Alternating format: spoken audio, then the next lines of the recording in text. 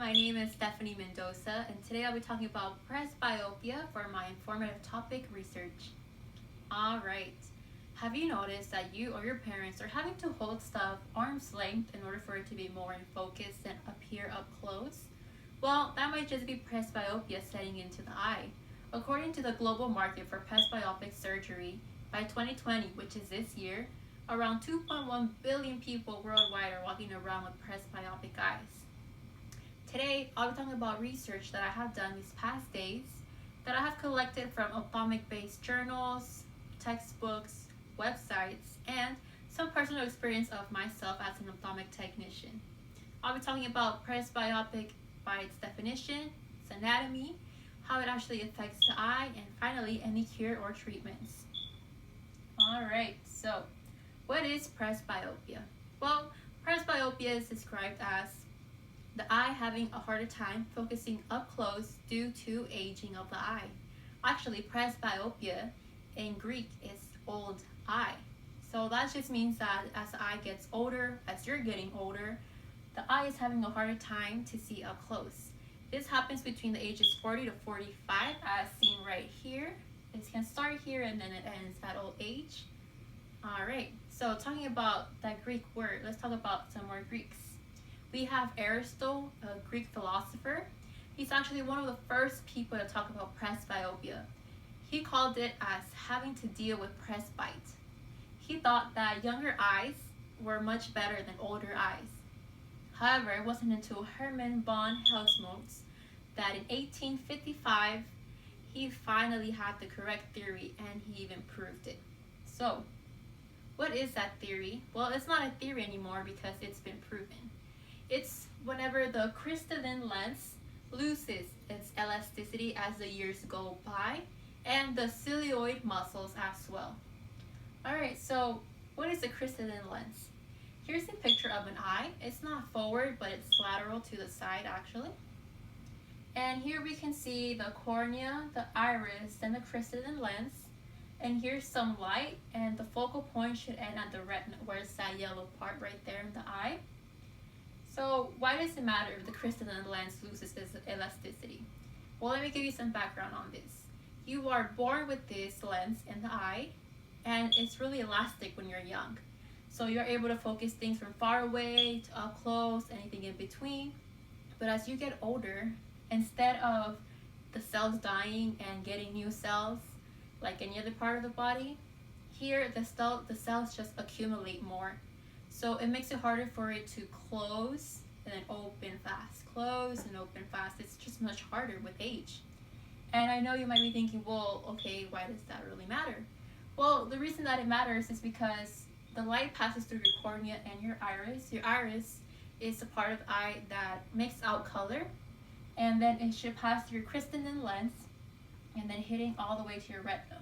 However, the focal point changes whenever the eye is presbyopic because the lens is thicker and it doesn't accommodate as well, constrict as well, two words for it. The focal point passes the retina, so that causes for your near vision to be blurry and unfocused. Because over here we have a normal vision and the presbyopic eye. So for your normal one, the retina ends right there with the light hitting it, and for your presbyopic eye, it passes the focal point. Alright, keep that in mind for now. So how is your vision actually affected is I'm sure you're questioning. Well, here we have an actual example of it. In the top you have the normal eye. It sees a very clear up close A, intermediate A, and then distance A. Whenever you have a presbyopic eye and the light is passing that focal point, the A is much blurrier. You still see it, you see the outline, but it's much blurrier than the rest of it. So what does this lead to? This leads to you having to use more light. Let's say you go to a nicely dim restaurant and you're trying to read that menu. There's no way you're going to read it without enough light. Your eyes can't accommodate anymore. They can't close together anymore as it used to before. Even if you squint like the gentleman over here in that picture, it's just going to cause a lot of eye strain. And when you have eye strain, it's like any muscle. If you work it out long enough, it's going to start cramping, it's going to start hurting. But for your eyes, you feel them strain, and you also get headaches as well.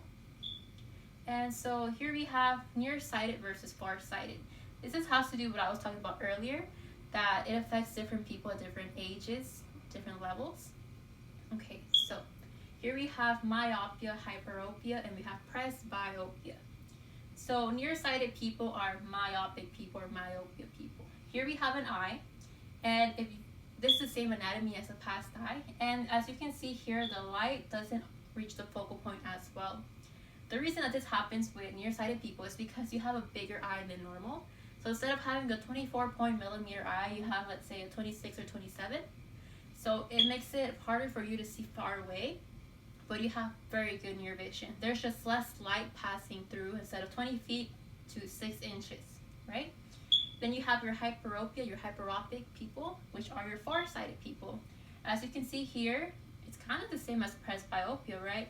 Not really. Let's talk more about it. Hyperopic people have a smaller eye. So instead of 24 millimeters, they have, let's say, all the way down to 21. So what happens is that the focal point is past the retina in this eye as well. So they have very good distance vision, but they have very bad near vision. So here's how this all affects whenever you get presbyopia.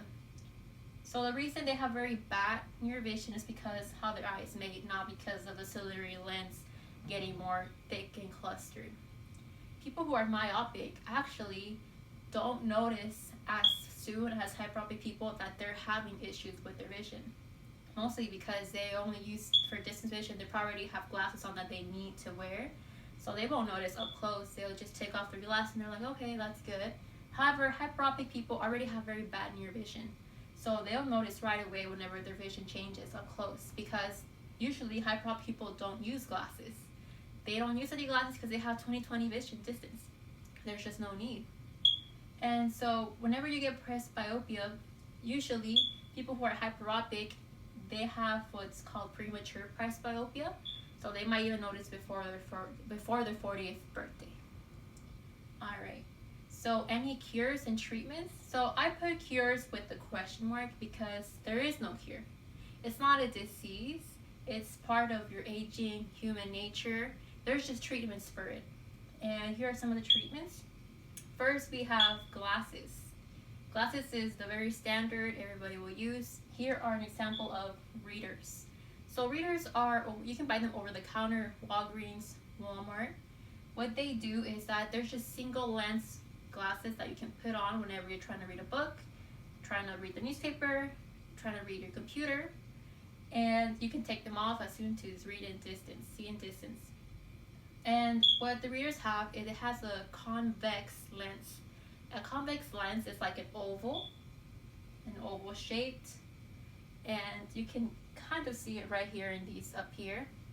What that does is that it shortens the light rays coming in through the eye. So like right here, it'll have this effect but on this type of eye. So it just shortens them up, and that way people can see up close normally for the normal eye. And then we have bifocals. Bifocals, bi-two, it's 2 parts. So you have your distance on the top and your near on the bottom. And usually myopic people will use these because they need their glasses for distance. And then we have progressive lenses. Now these lenses are really interesting in my opinion because it clears up distance, intermediate, and up close. So those are, people usually go for those whenever they try to get their treatments with glasses. And then we have contact lenses, multifocal contact lenses. Multifocal because you need your near and your distance. And this picture, that's actually a contact lens. The blue circles are your distance and the white are your near. And what they do is that they have just different lenses all packed in together to make it very simple. And it just helps, the same thing as glasses. You just don't have to put on, take it off. You just already put them on in the morning and you're good till the rest of the day, right? And then before we get into any surgery, talking about these, there's a lot of monovision trials. So what's monovision? Mono means one, and that just means using one eye. Whenever you put a contact lens in one eye, you can use it for near and the other eye for distance. So, you're using just one eye for near and one for distance. That's why it's monovision. And around 92% of people, according to the Ophthalmic Assistant textbook, are good with the monovision, So they just need one contact lens. They'll just put in their dominant eye and they're okay for the rest of the day. However, you also have refractive surgery, which you can get as well. And it helps as well with the monovision, but it can also be in both eyes as well. We have what's called LASIK. So LASIK surgery, it manipulates the surface of your eye, your cornea, and it changes it like the lens basically. And what it does here is an IOL. It's an implant. So this implant is basically just this, but in an implant. And you put it in through the crystalline lens right here. And then lastly, we have the intracore procedure femtosecond laser. So the laser is just a more complex laser for the eye, and it usually costs more than the presbyLASIK. Alright, so in conclusion, presbyopia is a normal aging process that you'll go through. It just has to do that your eye grows with you, it gets old with you. There's a lot of treatments and there's a lot of signs for it as well. It's just better to be informed about it. And then here I just have references, and I use 7 of them. Thank you and have a good day.